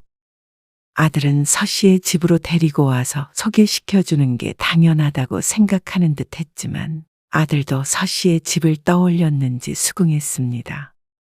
서 씨는 집이 창피한 것은 아니었고 예비 며느리가 불편할까봐 걱정이었습니다. 아들이 결혼할 때 지원해 줄 만큼 해줄 생각이었으니 자신이 원룸에 사는 건 큰 문제라고 생각하지 않았습니다. 아들도 전혀 개의치 않는 듯 보였고 말이죠. 안녕하세요. 김지영이라고 합니다. 첫인상이 무척 좋은 아가씨였습니다. 차분하게 웃는 모습이 서 씨의 마음에 꼭 들었습니다. 어머니 여행 좋아하신다면서요. 맞아. 지난주에도 울릉도 다녀왔어. 어머, 저도 여행 진짜 좋아해요. 엄마는 거의 집에 안 계셔. 나도 보기 힘들어. 정말? 어머니, 저도 나중에 여행 갈 때 데리고 가주세요. 살갑게 말을 붙이는 예비 며느리. 마침 여행도 좋아한다기에 이야기도 잘 통하는 것 같았습니다. 그리고 그날 이후로 예비 며느리는 서 씨에게 자주 전화도 걸었습니다. 그래서 밖에서 몇 번 더 만나서 식사도 하고 영화도 보았습니다. 서 씨는 며느리가 생긴다는 것이 이런 것이구나 하는 걸 느끼게 되었습니다. 아들만 하나 있어서 이런 살가움을 많이 못 느껴봤는데 딸이 생긴 것 같아 무척 좋았습니다. 그러던 어느 날 서 씨의 생일이 다가오자 예비 며느리 지영에게서 전화가 왔습니다. 어머니, 오빠한테 들었는데요. 다음 주에 어머니 생신이라고요. 그런 말을 뭐하러 했대? 맞아. 아, 그래서 제가 생일상 좀 차려드리고 싶어서요. 뭐? 생일상을? 그렇게까지 안 해도 돼. 밖에서 밥 한 끼 먹지 뭐. 그런데도 지영은 꼭 집에 방문해서 미역국을 끓여주겠다고 했습니다. 결혼도 하기 전에 남의 집 딸을 부려먹는 것 같아서 서 씨가 마다했지만 예비 며느리가 밀어붙였습니다. 그래. 그러면 주말에 한 번 와. 아무리 생일상을 차려준다고 오는 것이지만 그래도 집에 처음 방문하는 손님이기 때문에 서 씨도 신경을 많이 써야 했습니다. 냉장고는 늘 간소하게 채워져 있었는데 마트도 다녀오고 평소보다 청소도 신경 썼죠. 그리고 서 씨의 생일날 초인종 소리에 서 씨가 반갑게 문을 열었습니다. 그러자 어리둥절한 표정의 예비 며느리와 아들이 보였습니다. 왔니? 아, 네. 어머니, 안녕하셨어요. 주춤주춤 문을 열고 들어온 예비 며느리가 어색한 동작으로 신발을 벗었습니다. 공간이 협소해서 아들은 지영이 신발을 벗을 때까지 현관 밖에서 기다렸다가 들어왔죠. 집이 좁아서 불편할 텐데. 잠깐 여기 거실에 앉아 있어. 사실 서 씨가 안내를 하나마나 한 공간이었습니다. 현관을 열고 들어오면 거의 바로 주방이 있었고 정면에 거실이 훤히 보이는 구조였습니다. 현관 왼편의 작은 방은 침실이었는데 침대 하나만 들어가도 꽉 찼습니다. 그래도 소파도 있고 부엌에는 식탁도 있고 나름대로 갖출 건 다 갖춰져 있었습니다. 여기서 혼자 지내시는 거예요? 예비 며느리가 집을 두리번거리며 말했습니다. 표정이 정말 이상했는데 그제서야 서 씨가 아차하는 생각을 했습니다. 아, 이사한 지 얼마 안 됐어. 혼자 사니까 큰 집에 살 필요가 없어서 작은 집으로 옮긴 거야. 아, 그러시구나. 말끝을 흐리는 예비 며느리. 그래도 좋은 소식은 집이 좁아서 명절에 오란 소리 안 할 거니까 걱정 마. 서 씨가 농담조로 이야기했는데 며느리는 웃지 않았습니다. 재료는 다 사놨어. 그리고 잡채 같은 건 내가 좀 해놨고. 아, 그럼 제가 미역국 끓일게요. 지영이 싱크대 앞에 섰습니다. 공간이 협소해서 둘이서 뭘 할 수 없었기에 서 씨는 식탁 의자에 앉아 있었죠. 그런데 미역국을 끓이고 같이 식사를 하는데 어쩐지 사근사근하던 예비 며느리가 말이 없었습니다. 음식이 입에 안 맞니? 아니요. 맛있어요. 그러고는 또 침묵이 이어졌죠. 그런 지영을 보고 아들도 의아해했습니다. 컨디션이 안 좋아? 어머, 그러니? 그러면 얼른 가봐. 아, 네. 그러면 먼저 일어나 볼게요. 주호, 네가 얼른 데려다 줘. 네. 생신 축하드려요. 전화 드릴게요. 아들이 예비 며느리와 함께 자리에서 일어났습니다. 그런데 다음 날 아침 몸은 좀 어떻냐고 묻는 서 씨의 메시지에 예비 며느리는 답장을 하지 않았습니다. 그리고 그날 이후로는 서 씨의 휴대폰이 잠잠했습니다. 못해도 2, 3일에 한 번씩은 걸려오던 전화가 끊겼죠. 아무래도 서 씨의 생일날 안색이 안 좋았는데 무슨 일이 있나 걱정이 되기도 했습니다. 지영이 무슨 일 있어? 요즘에 통 연락이 없네. 지난번에 답장도 없었고. 아, 별일 없어요. 그냥 결혼 준비하는 것 때문에 바쁘기도 하고요. 아들이 얼버무리며 대답했습니다. 아들의 반응도 좀 이상했죠. 기분이 찜찜하기도 했고 생일상을 받은 이상 보답은 해야 할 것 같아서 서 씨가 먼저 연락을 했습니다. 지영아, 지난번에 미역국 고마워.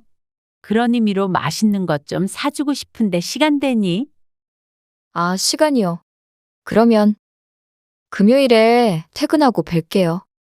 금요일 저녁에 만나기로 약속을 하고 전화를 끊었습니다. 그런데 금요일이 되었을 때 아들에게서 전화가 왔습니다. 저 오늘 일이 좀 늦게 끝날 것 같은데 다음에 보실래요? 지영이는? 지영이만 괜찮으면 먼저 만나서 기다릴게. 아, 너무 불편하려나? 아니면 다음에 봐도 되고? 아, 아니에요. 그럼 먼저 식당에 들어가서 계세요. 최대한 빨리 끝내고 갈게요. 그래. 그러면 지영이는 내가 데리러 갈까? 너 늦으면 혼자 와야 할 거 아니야? 그래 주실래요? 그래서 서 씨가 예비 며느리의 퇴근 시간에 맞춰서 회사 근처로 데리러 갔습니다. 저 끝났는데 어디 계세요? 지영과 통화를 하는데 회사 밖으로 나온 모습이 멀리 보였습니다. 여기 지금 차 세워놓고 기다리고 있어. 잠깐만. 전화를 끊고 서 씨가 차에서 내려서 손을 흔들었습니다. 예비 며느리가 점점 가까워지는데 그 표정도 가까워지는 거리만큼 점점 구겨졌죠.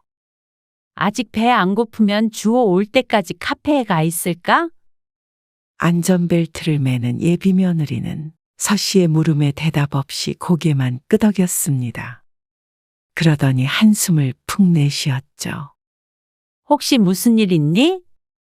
아니요. 아무 일도 없어요. 하지만 여전히 목소리는 좋지 않았고 서 씨는 예비 며느리의 눈치를 보게 되었습니다. 혹시 주호랑 싸웠어? 그러자 예비 며느리가 서 씨를 쳐다보았습니다. 결혼 준비하다 보면 원래 좀 그러잖아. 주호가 답답하게 굴어도 지영이 네가 이해 좀 해줘. 좀 무뚝뚝할 때가 있잖아.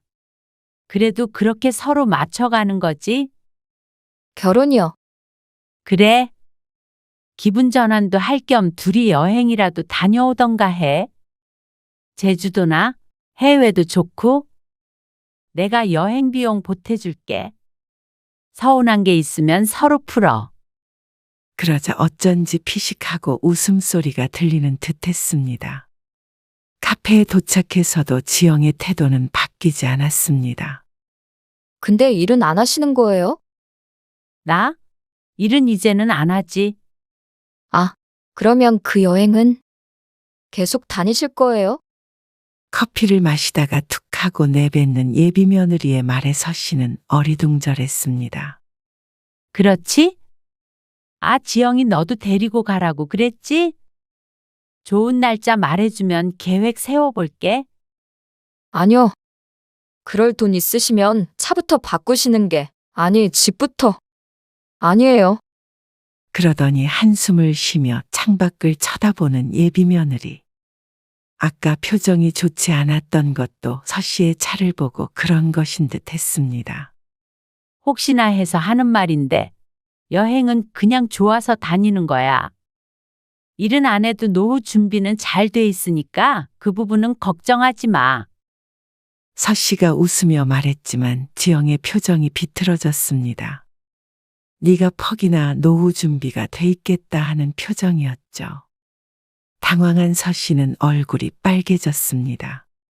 어쩐지 표정 하나로 모욕을 당한 듯한 기분이었습니다. 나중에라도 주호한테 손 벌릴 일 없어. 그건 뭐 나중이 돼봐야 알 수 있는 거니까요. 있을 만큼 있으니까 걱정하지 말라는 말이야. 그런데 왜 그렇게 구질구질? 그러다 말끝을 흐리더니 아무것도 아니라는 식으로 고개를 저었습니다. 그러곤 예비 며느리는 다시 입을 열지 않았습니다. 서 씨는 자신이 잘못 들었나 싶었습니다. 어색한 침묵이 흐르는 가운데 마침 아들에게서 전화가 왔습니다. 일이 끝나서 식당 앞에서 만나자고 하는데 이런 분위기 속에서 다 같이 만나도 되나 싶었습니다. 아들과 함께 소고기 집에 간 뒤에도 예비 며느리의 뚱한 표정은 지워지지가 않았습니다.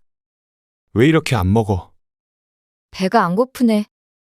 젓가락으로 음식을 어찌나 깨작깨작 하고 있는지 보는 사람이 다 불편했습니다. 서신의 집에 방문하기 전 여러 번 만나서 식사를 해봤지만 이런 적은 없었습니다. 정말로 서 씨의 집과 차 때문에 일어나 싶어서 기분이 이상했죠.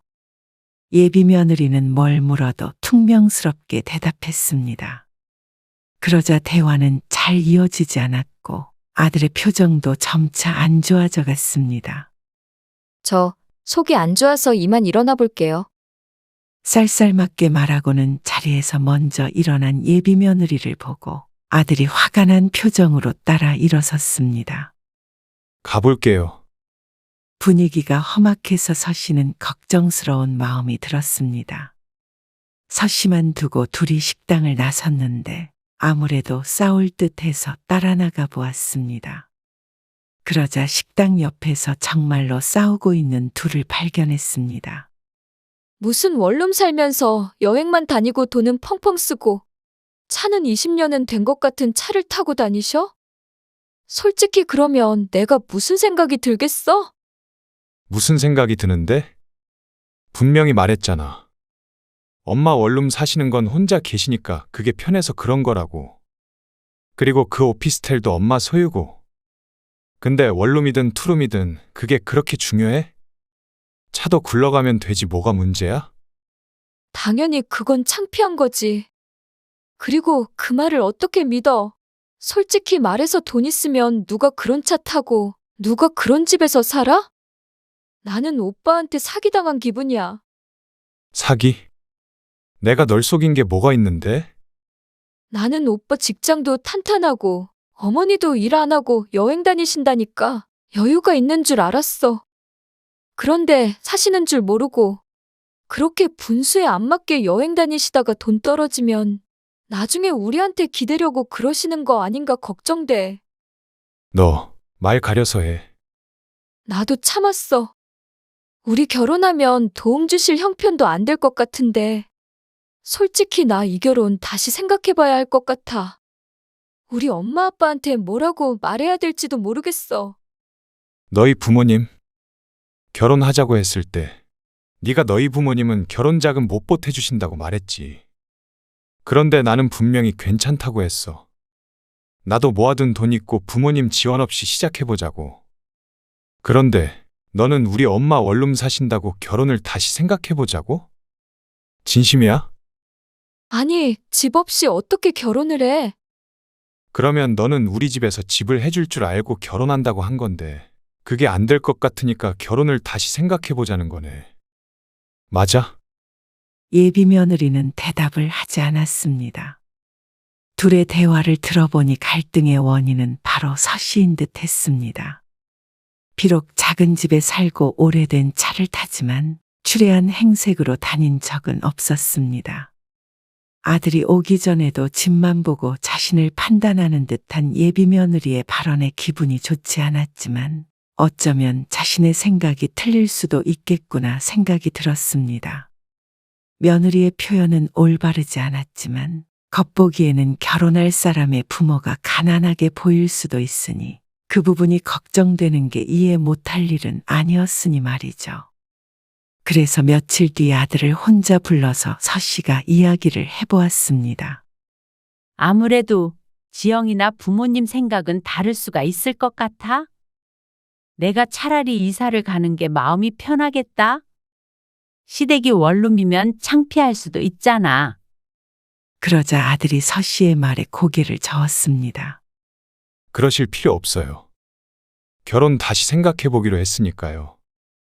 근데 그게 나 때문이면 엄마 마음이 편하겠니?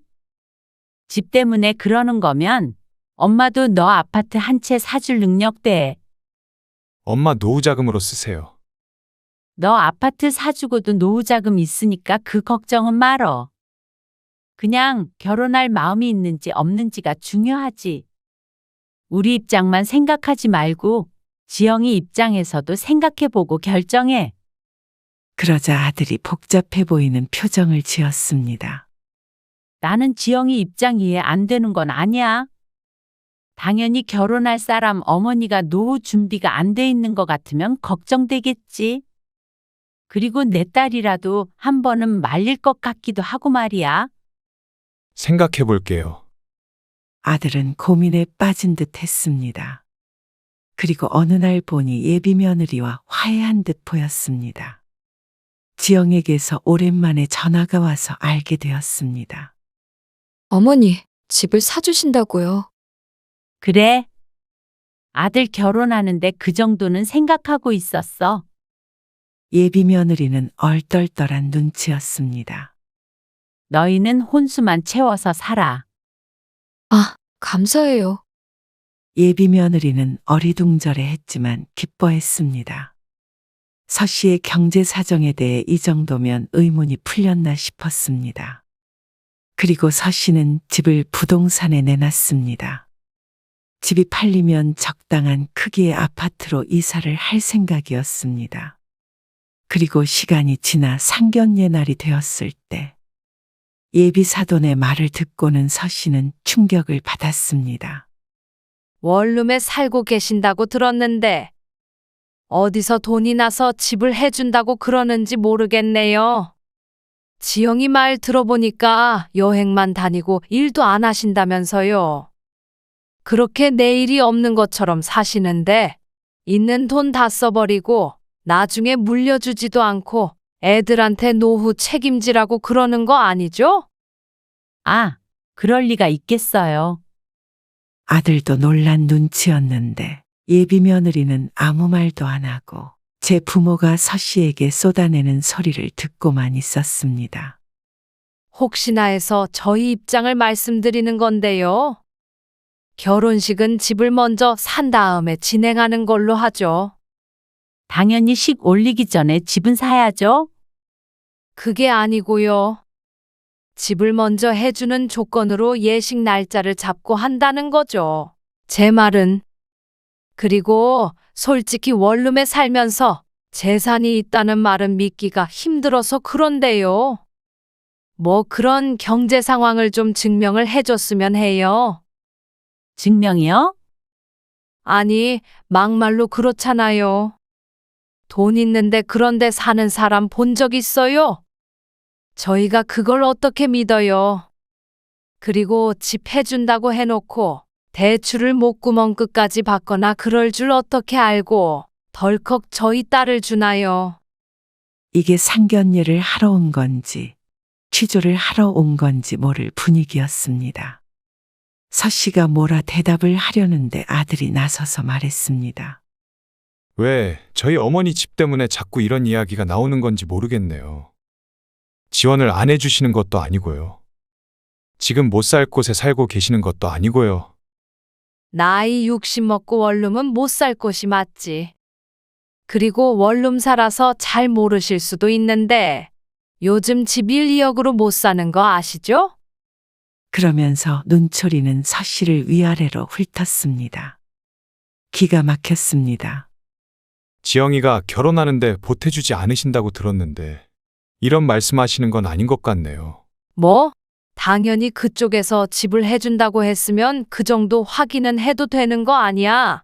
아니, 제가 집 사준다고 했잖아요. 아들 결혼하는데 아무리 못해도 5, 6억은 보태줄 생각이에요. 대출을 받아서 큰 집을 사던지 그건 아들이 선택할 문제고요. 5, 6억이요? 그러자 예비 사돈과 며느리의 표정이 달라졌습니다. 네. 그러고도 노후는 끄떡 없으니까 그 부분은 걱정 안 해도 된다고 제가 누차 말했는데요. 지영이 너한테도 그랬잖아. 카페에서. 저는 그냥 하신 말씀인 줄 알고. 그래서 지금 우리를 모욕하려고 상견례 하자고 한 거야? 아들이 화가 난 음성으로 예비 며느리에게 물었습니다. 그런 게 아니라 상황이 그랬잖아. 확실히 하는 게 우리 결혼 생활에도 좋을 것 같아서 그렇지. 그럼 지영이 너는 집을 안 해가면 나와의 결혼 생활이 안 좋을 거라는 얘기야? 아니, 애초에 결혼을 안 했겠지? 아들의 표정이 일그러졌습니다. 지난번에 결혼을 다시 생각해보자고 했을 때도 무척 괴로워 보였었는데 어쩌면 그때 자신이 말리지 말았어야 했는지도 몰랐습니다. 그런 뜻이 아니잖아. 그리고 지난번에 카페에서도 어머니한테 뭐라고 한 거야? 나는 그냥 알만하다. 나는 어머니가 지영이 네 입장에서도 다시 한번 생각해보라고 해서 그때 괴로운 마음 뒤로하고 결혼 진행해보려고 했어. 그런데 오늘 보니까 내가 잘못 생각한 것 같다. 그게 무슨 뜻이야? 결혼 안 하겠다는 거야? 왜? 너는 결혼 한 해 만에 해도 되고 나는 안 돼. 나는 이런 결혼 못해. 어머니가 해주시는 집에서 너랑 같이 못 살겠어. 어머니 지원 안 받으면 너도 결혼 안 하겠다는 거지? 그러자 예비 며느리가 선뜻 대답을 못하고 입술만 깨물고 있었습니다. 너랑 만나는 동안 내가 뭐에 씌어 있었던 것 같아. 이런 사람인 줄 알았더라면 진작에 안 만났어. 아니, 그렇게 심하게 말할 것까진 없잖아. 우리가 작은 오해를 한 건데. 이제 와서 자세를 낮추는 예비 사돈. 하지만 아들은 그들의 변명을 들어주지 않았습니다. 더 심한 말도 할 수 있는데 참고 있습니다. 앞으로 별일 없었으면 합니다. 아들이 예비 사돈에게 마지막 인사를 하고는 일어났습니다. 어머니, 가요. 아들을 따라서 가면서도 많은 생각을 하게 되었습니다. 이사를 가지 않고 전에 살던 곳에서 계속 살았다면 상황이 달라졌을까 하고 말이죠. 하지만 고개를 저었습니다. 낡은 빌라를 보고는 또 무슨 생각을 할지 몰랐습니다. 그저 낡고 작은 집, 오래된 차, 이런 게 싫은 사람에게 아무리 설명을 해도 소용이 없는 일이었습니다.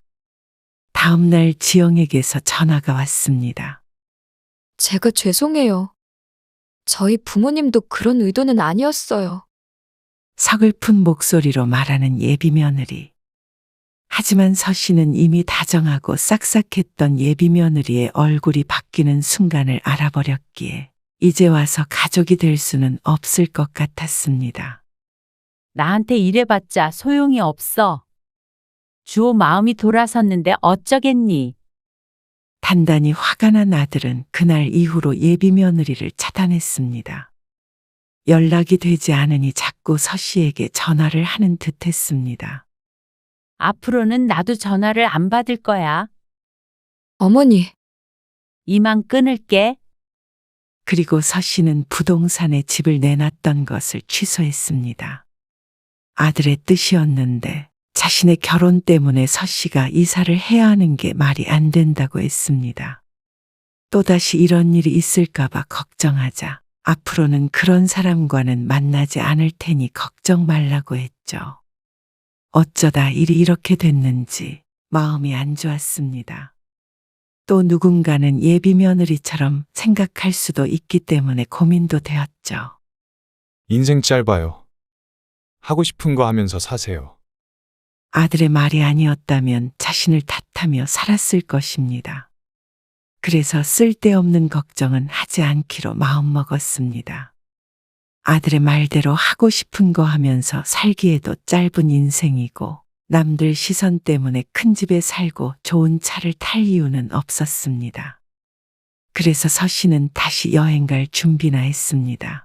그리고 행복한 삶을 살았죠.